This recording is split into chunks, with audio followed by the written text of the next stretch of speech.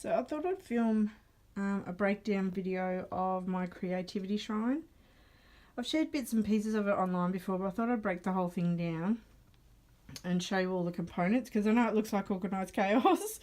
There's no rules. I made it all up, which is probably the best way to do it. It feels more natural that way, I guess.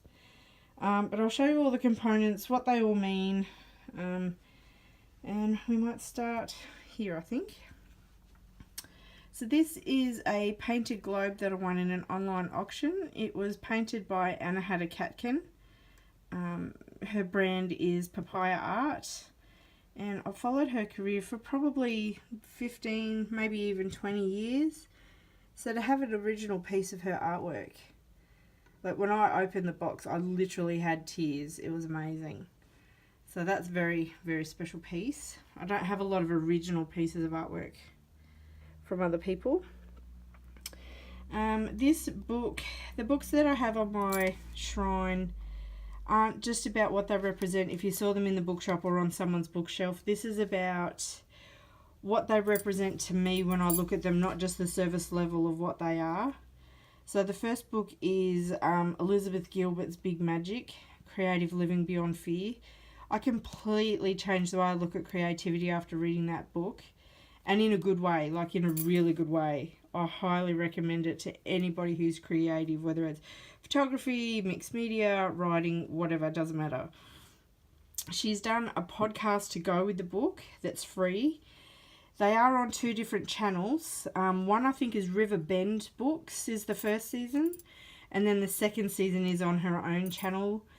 And she talks to people who are at creative roadblocks or lacking the courage to maybe take the next step, or feeling lost and not knowing what the next step is. So she interviews them, she gives them some of her personal advice. And in the second season, she also talks to experts in the field that those people are focusing on. It's incredible amount of information, very inspiring.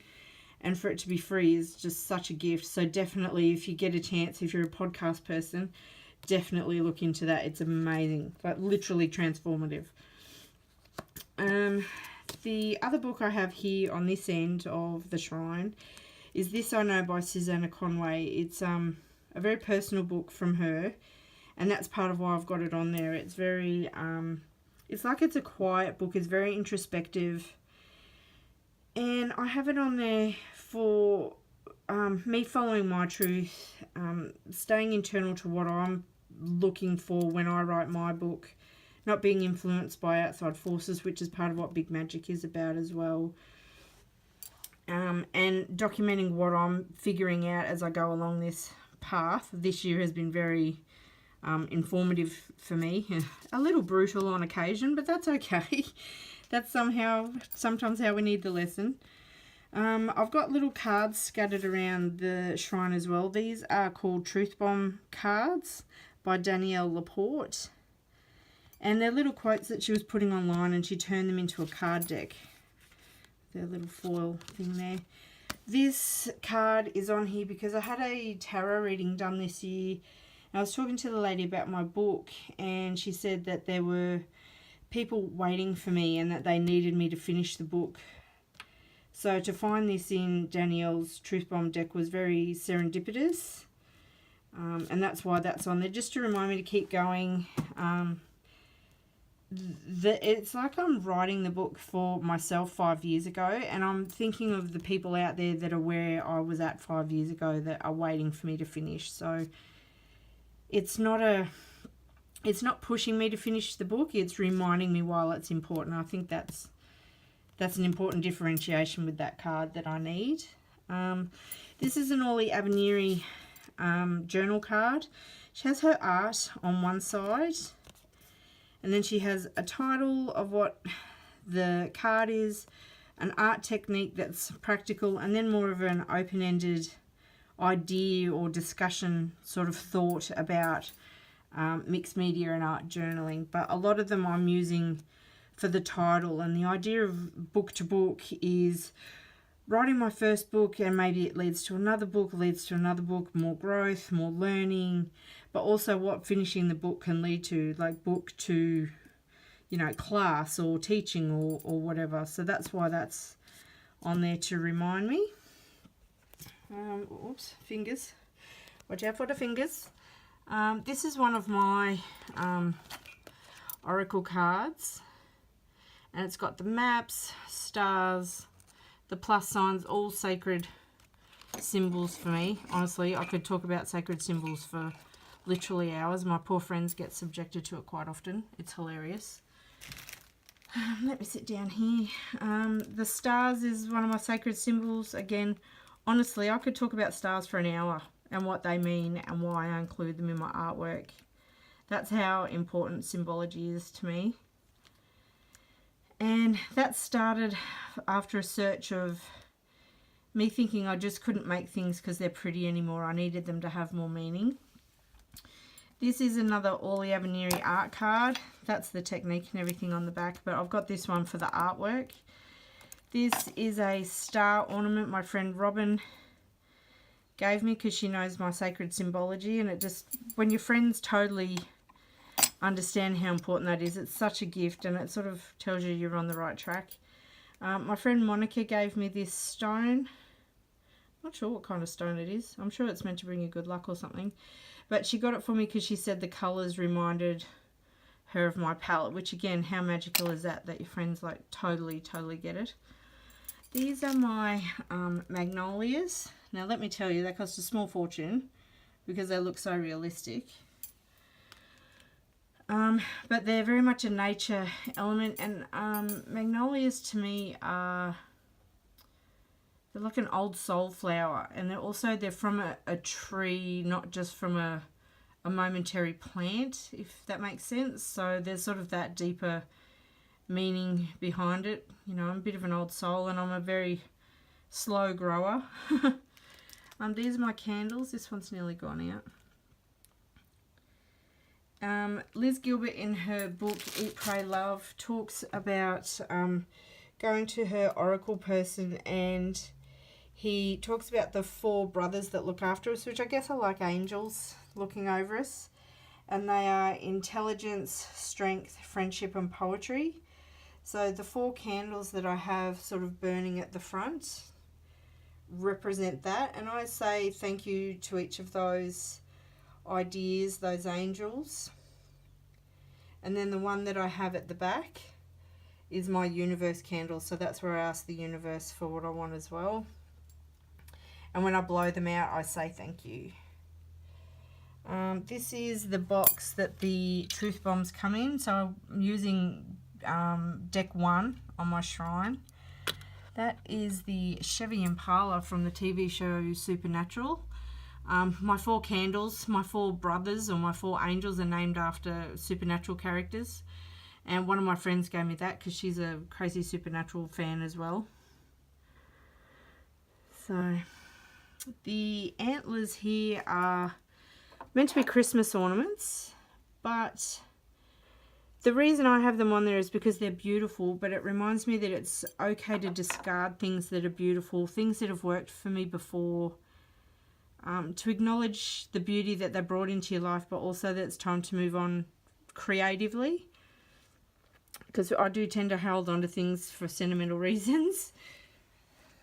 This is a quote from another book. This is Austin Kleon's Steal Like an Artist. Very popular book, and his other book is Show Your Work. Highly recommend these books as well. And on my computer at my day job, I have a sign that says, write the book you want to read, create the art you want to see.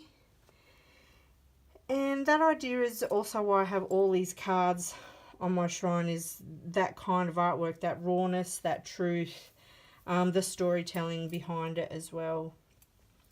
Another truth bomb card, angels everywhere. We tend to think we've just got one angel looking after us, but I like the idea of being surrounded by angels who are clearing a path for me, granting multiple wishes, because I'm a big wish maker. Get your halo dirty. I'm very much a rule follower, and I do the right thing and do what you're told kind of person, and this is sort of reminding me to get off the beaten track and do artwork just for me, not for other people, not be guided by rules that other people are putting in. And also that being an artist and a writer is what's true for me, not day jobs and paying bills and all that sort of unfun stuff. Crossroads is another Orly card. That's about me feeling like I'm at the crossroads between staying in my day job and just going with the flow, going with the masses, or daring to take the risk to create the art that I want, put the work in, share it online, find sort of creative kindred spirits as well. You know, we all come at a crossroads in our life where we've got two choices to make, and I'm feeling like I need to choose the creative crossroad. And then saying goodbye is sort of related to the antler as well, the idea of saying goodbye to things that no longer serve you, things that no longer fit, the idea of being able to let go rather than holding on to everything as well. So, and these are all vintage books that I've got stacked up. This, the books just give the shrine a bit of height. I like the idea of having a bit of height, not at all being flat. Let It Be Easy. The idea that things come to you, you don't have to sort of force them. And force them is a horrible word, but to let it flow. Let it just come to you rather than trying to drag it to you brutally, you know. Just let it flow, let it come. And that's part of what Windfall is about too. Let it come in unexpected ways, in beautiful ways. You know, a friend gifts you something, or an art mentor says just the right word at the right time, and things just unexpectedly arrive. You don't know how they're coming. You know, they just come in a gentle, beautiful way. This is a letter to the universe. My friend Anita is a huge fan of letters to the universe, and she's incredible at manifesting things. Like, honestly, this girl can manifest anything. But she does say to be very, very specific. Otherwise, it can come how you asked for it, which isn't always what you're actually wanting or expecting. So I'll pass on her little bit of wisdom there. This is one of those cute little quote boards. I was really struggling with wanting to put rawness and truth into my artwork, but having no idea what that meant at the time I did this. I'm probably just about to change this over because I'm actually had a huge breakthrough where I actually understand what this is now. So I'll be putting something else on that probably in the next week or two. This is a poetry book by Atticus. You can follow him on Instagram. He's amazing. I love the stars and moon symbology anyway. But I really like this quote. The hardest step we all must take is to blindly trust in who we are. Oh, sorry. And that's very much about the crossroads and saying goodbye. That's over here as well. Like, it all sort of links together. These little fairy lights have got stars in them, which is why they're there. I love the idea of bells. It sort of cleanses the air. Supernatural Join the Hunt. That's the packaging that went with the Chevy Impala from my friend Laurie. We're huge Supernatural fans, so we tend to relate everything creatively back to them, with being brave and courageous with our artwork. More antlers. This is another Orly card. This is one of the few candles I've bought myself. It's gardenia. I love those strong floral kind of scents like magnolia, gardenia, jasmine. The rest of the candles have all been gifted to me by friends. So I think that just makes it a bit more magical. This is really, really heavy. It's like a magnifying glass that my friend Karen gave me. And see how it like blows up, magnifies things, which can be good when you put it on a word other than when dry, apply another. But you get what it's about. When I activate my shrine in the mornings, before the sun comes up, and my gorgeous reflection in there. But see the like the little blue dots? They're the fairy lights that are on my vision board that's above the shrine, and they show up really well in the dark because I tend to do my little thank you speech and honour all this usually before the sun comes up in the mornings. Just feels a bit more magical and special when you do it in the dark for some reason. All the candles and the lights just feels a bit more intimate and a bit more sacred than how I'm doing it now in the middle of the day. This is another one of my personal oracle cards that I've made. It says, listen to these messages. So I like how cryptic it is. That's got all the constellation in it. My little bunny next to it's a white rabbit. I got that as a memorial, sort of to remind myself about a Tracy Verdugo class that I did. And I'm very much, I'm late. I'm 44 and I'm not a published author or a full-time working artist, or I feel like I'm a bit late to the party. So the rabbits also remind me that there's no such thing as late. Yes, some people discover it when they're 20, some when they're 30, but some when they're 70 or 80. So there's no definite timeline, you know what I mean? So that's sort of why they're there. That's another little star in the background there. Paint Your Story. That was a print that came with Jean Oliver's new book. I think it's called the Painted Art Journal. And that's a real sleeper of a book. You read it in a day and you're like, you like it, but then 2 weeks later you're still thinking about it. And I really like those sort of books that just hold on to you and just keep you thinking even after you've finished it. I think that's a sign of a really good book. And then the other oracle card that we've got here, that's another one I made. Star symbology again. If you look down the bottom there's the plus symbols again. And moths are actually one of my personal symbols. They represent fear for me. So it's very, very sort of sacred, bolder image than just a plus or a star that I use. This is another Truth Bomb by Danielle, Deeper, and then with Ollie's card next to it, What Lies Beneath. This is part of me writing my book and also figuring out what I'm trying to do with my artwork. About I can't just make pretty things anymore. So it's about diving deep, finding deeper layers, deeper meaning, stories that are hidden underneath the symbols or the ideas or the words. So that's sort of why those are there. And then again, opening up with Ollie's other card. You can't dive deep. You can't find other layers if you're not willing to open up and sort of look at all the aspects of your life. You can't create something that's raw and true if you don't open up at that level. So let me just move this. This is one of Orly Aveniri's books. Can you tell I'm a big fan of hers? Mentioned her about 500 times already. That's her title there. Now she's done 2 or 3 books. 3? I think 3 I've got of hers. And they're actually self-published, which is very encouraging for me, that I don't have to try and find someone to take on a book deal. It's something that you can do on your own. And I also love how raw and truthful her work is, how symbolic it is, and that's sort of a reminder for me as well. And then the other book is Wild by Cheryl Strayed. Oh my God, such a good book and movie. Reese Witherspoon produced it with her own production company. It's incredible. It's very much about, my midlife crisis kicked in at about 38 and it's been going for 6 years so far. So I'm pretty sure I'm having a long one. A brutal, hard, long one. But it's about finding yourself. And this is all what...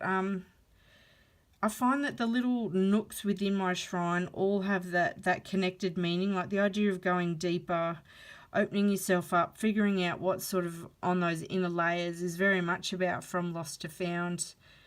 I think we get lost in our titles like mother, daughter, our labels at our day jobs, wife, and then also we get lost in the everydayness of housework and paying bills and doing the things we're meant to do and parenting and going to day jobs, and we kind of lose our identity as who we are as a person when we're alone in a room. And that's part of what the whole creative thing with these cards is, and that's why the book Wild is on the desk. It's not just about going for a walk in the bush. And I hate to think that people see that movie and think it's just about her going for a walk. Like, it's so much more than her just going for a walk. Now, this is the box that all these cards come in. And she doesn't make them anymore, but if you found someone that was willing to part with one, like, you know, bloody good luck with that. But they are amazing. They are so, so incredible. So that is my creativity shrine. I can't tell you how transformative this has been for me. I can tell you because if you ask any of my friends, I bore them to death telling them about it all. And I keep encouraging them to do their own. But it has literally, I know it sounds ridiculous, but it has actually literally changed my life this year. One of my words for the year was ritual. And somehow, unexpectedly, that word manifested like this. And I cannot tell you how transformative it has been for me as a person. To focus on myself, to focus my thoughts in such a beautiful way with the candles glowing, with the fairy lights I have overhead on my vision board, with the scent of all these floral candles. Like, I've honestly, it's like nurturing yourself, even if it is just for half an hour. And you're focusing on what's important with the words that are, you know, scattered through here, and all the symbols and the books. I'm so, so grateful that I started this. It's changed and transformed, and I move it around so that it's re-energized so it doesn't get stale.